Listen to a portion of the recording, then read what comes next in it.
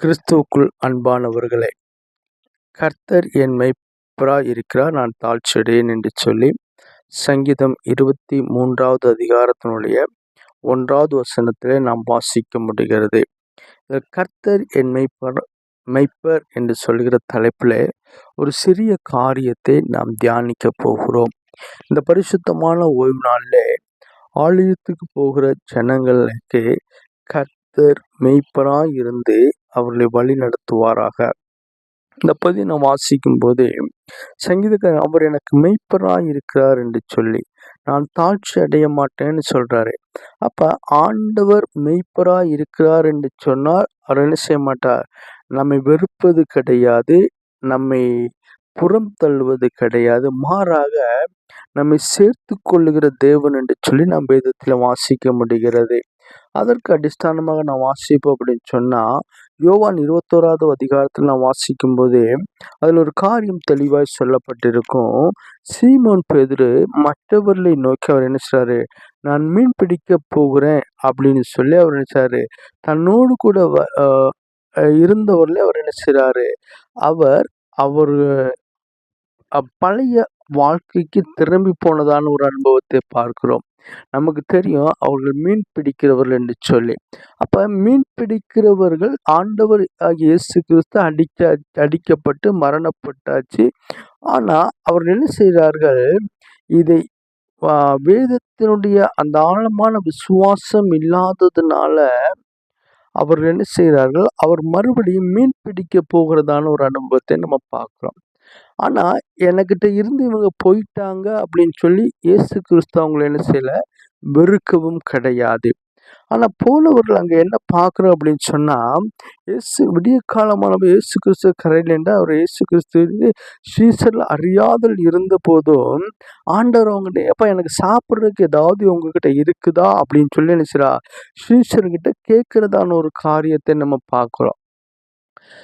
கேட்பது மட்டுமல்ல, இவர் என்ன செய்கிறார்கள், இவர்களுக்காக அங்கே கரி நெருப்பு போட்டு அடுப்பை உருவாக்கி அவர் என்ன செய்கிறார், இவர்களுக்கு சாப்பாடு கொடுக்க வேண்டும் என்று சொல்லி அவர் என்ன செய்கிறார், போறப்படுது. அது மேல் மீன் வைத்திருப்பதையும் அப்பத்தையும் என்ன செய்தார்கள், கண்டார் என்று சொல்லி 9வது வசனத்துல வாசிக்கிறோம்.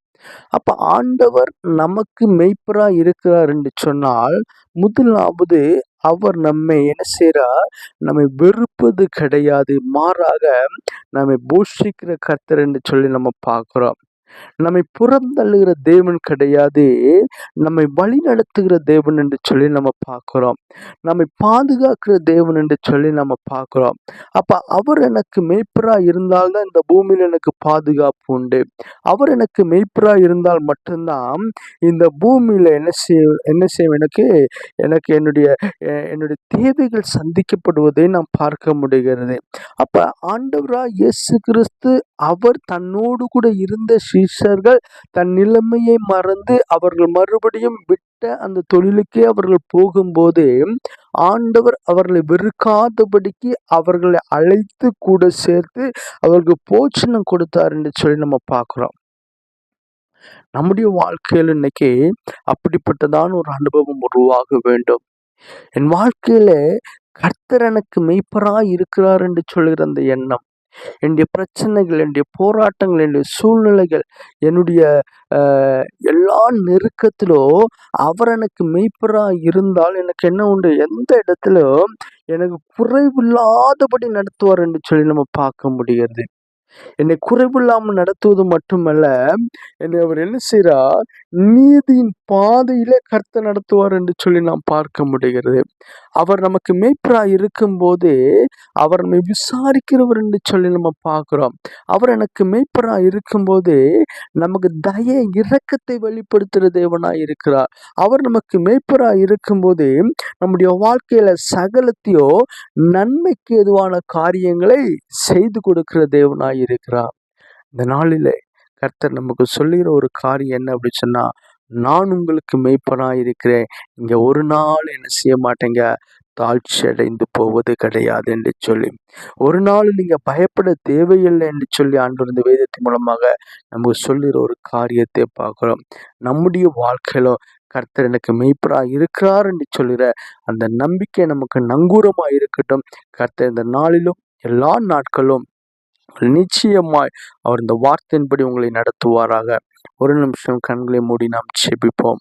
மகா இரக்கமும் கிருபையும் நிறைந்த எங்கள் அன்பின் பிதாவே, ஏசப்பா, இந்த அருமையான நல்ல இந்த நாளிலே கர்த்தர் என் மெய்ப்பராய் இருந்தால் அப்பா நாங்கள் எப்படி இருப்போம் என்று சொல்லி ஆண்டவரே எங்களுக்கு பாதுகாவல் உங்களுடைய இரக்கம் உங்களுடைய காரணம் உங்களுடைய தயவு இருக்கும் என்று சொல்லி அப்பா நீர் கற்றுக் கொடுத்த அந்த வார்த்தைகளுக்காக உமக்கு நன்றி ராஜா.